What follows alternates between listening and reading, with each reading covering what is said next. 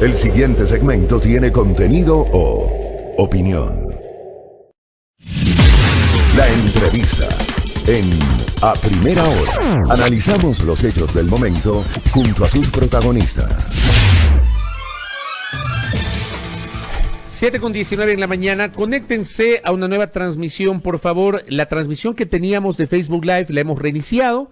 Conéctense, seguimos transmitiendo por Facebook Live, igualmente con nuestra señal abierta en Pichincha, Esmeraldas y Manabí. Estamos en Santo Domingo de los Áchilas a través de Majestad Televisión y el canal 3 de TVNet. Estamos en la internet por www.radiomajestad.com. Reitero, generamos una nueva transmisión de ese espacio de noticias a primera hora a través de las fanpage de Majestad Radio y también de Primera Plana. Síganos igualmente a través de nuestra cuenta Twitter, @primeraplana EQ. Ahí tienen todos nuestros contenidos y, por cierto, la información que se genera a lo largo de la jornada informativa.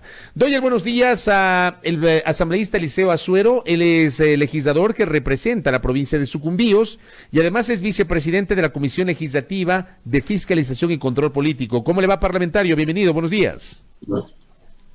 Muy buenos días, Fabricio. Un placer saludar a todos los ecuatorianos. Muchas gracias. Muy amable.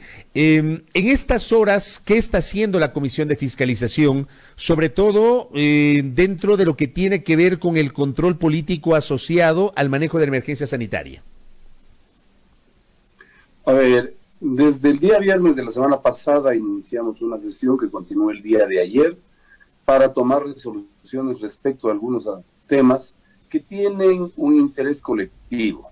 En primer lugar, el que nosotros conozcamos, por ejemplo, los temas relacionados con esta fallida compra que el IES pretendió hacer a través de mecanismos poco éticos y que tienen necesariamente que merecer el control político de la Asamblea Nacional a través de la Comisión de Fiscalización. Hemos sacado algunas resoluciones, entre ellas, por ejemplo, el de retomar esa resolución fallida del Pleno de la Asamblea de la semana anterior, en donde lamentablemente no hubieron los votos para perurgir al señor presidente de la República a efectos de que tome acciones en lo que tiene relación con el nombramiento del señor Paul Granda, toda vez que diferentes sectores de la sociedad, agremiados, personas a través de las redes sociales, dan cuenta de su malestar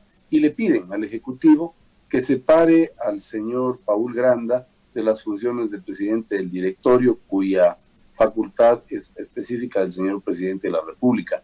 Una demostración de que la Comisión de Fiscalización, abocando conocimiento de los hechos y habiendo analizado el contenido de esta fallida adquisición, observamos mucho antes de algunas otras instancias de que efectivamente se habrían violentado una serie de procedimientos y que se obró con malidecencia, al margen inclusive de lo que dispone la normativa interna del IES. Es una demostración de lo que venimos trabajando. Al día de ayer igualmente tomamos conocimiento de algunas denuncias sobre la forma como se está tratando a los empleados y trabajadores del sector eléctrico, del sector hidrocarburífero, entre otros, que en los actuales momentos corren grave riesgo por no tener protocolos de bioseguridad ni tampoco insumos de bioseguridad que haga que su trabajo, un trabajo esencial, tenga las certezas de que van a poder no ser contagiados. Correcto. Empecemos por lo de Paul Granda. La semana anterior, el Pleno de la Asamblea Nacional no tuvo votos para aprobar una resolución. A ver, pero también hay que decirlo, me parece, legislador, y explicar a la audiencia, el hecho de que hubiesen aprobado una resolución no significa que esa resolución, su contenido, es de cumplimiento obligatorio. Es apenas un exhorto por parte de la legislatura.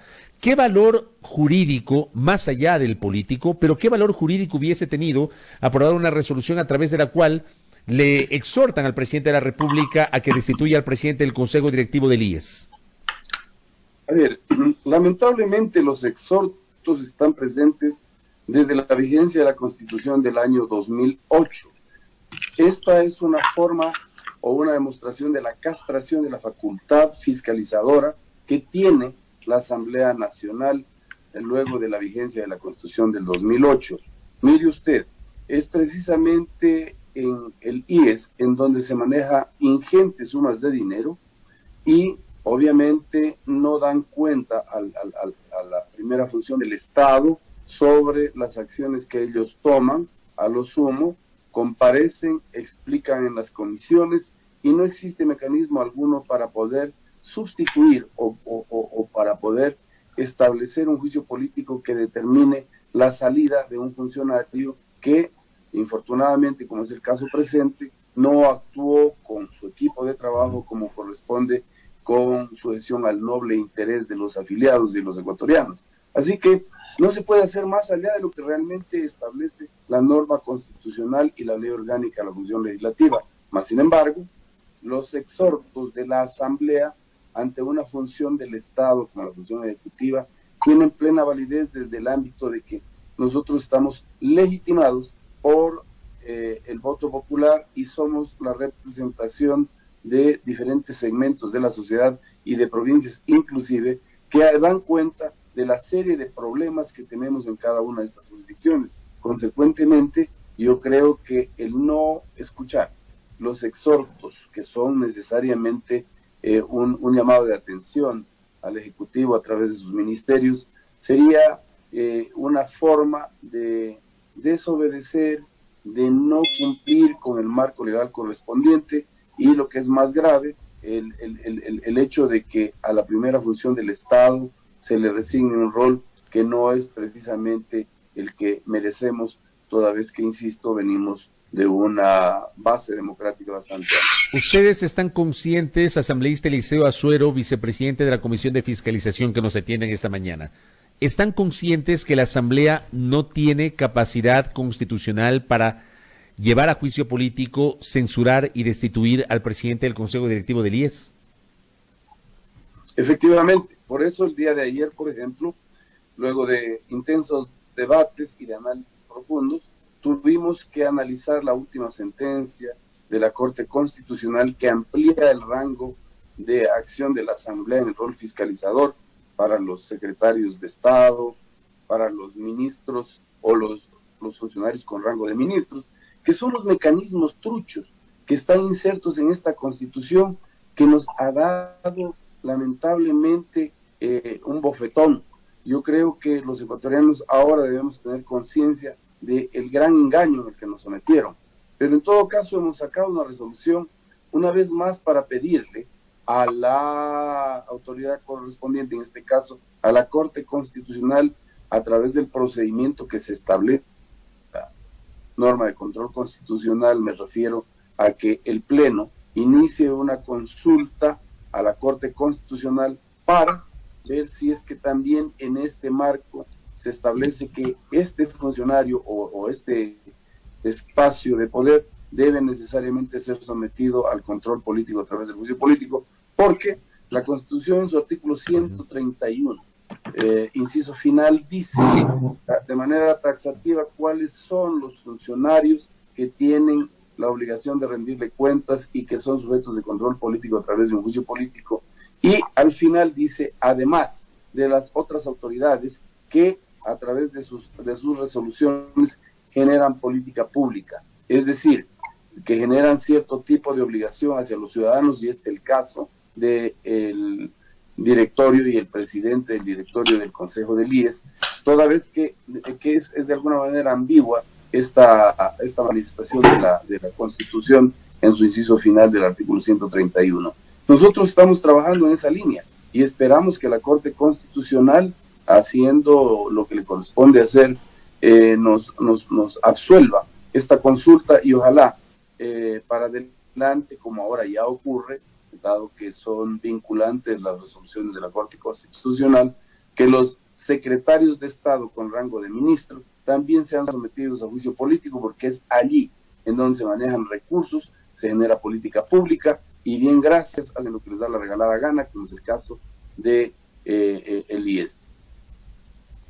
Asambleísta Azuero, la segunda parte usted hablaba de preocupaciones sobre un segmento de los trabajadores. He recibido algunos mensajes que dan cuenta de que en el sector público a los empleados del sector público no se les ha pagado sus remuneraciones de este mes. Estamos 7 de abril y no han logrado recibir sus remuneraciones, con excepción, al menos ese fue el anuncio del gobierno, de aquellos servidores del sector salud y también de aquellos asociados a la fuerza pública.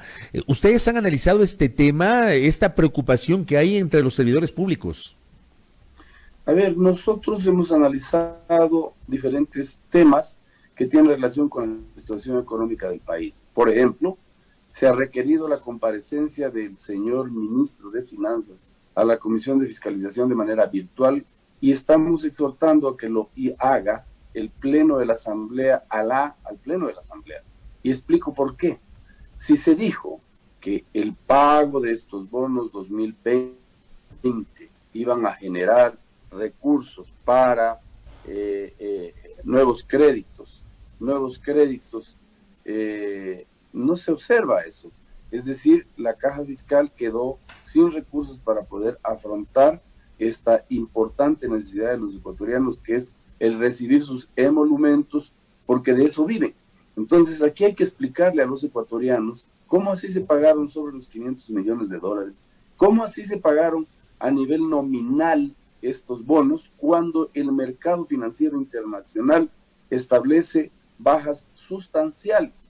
Se dijo de que si no pagábamos, nosotros los ecuatorianos podríamos tener respuestas poco favorables en el ámbito crediticio. No se observa aquello. Se dijo que íbamos a recibir 2.500 millones de dólares. ¿Dónde están esos 2.500 millones de dólares para honrar con los sueldos de los empleados públicos, de las Fuerzas Armadas, de la policía, de los profesores?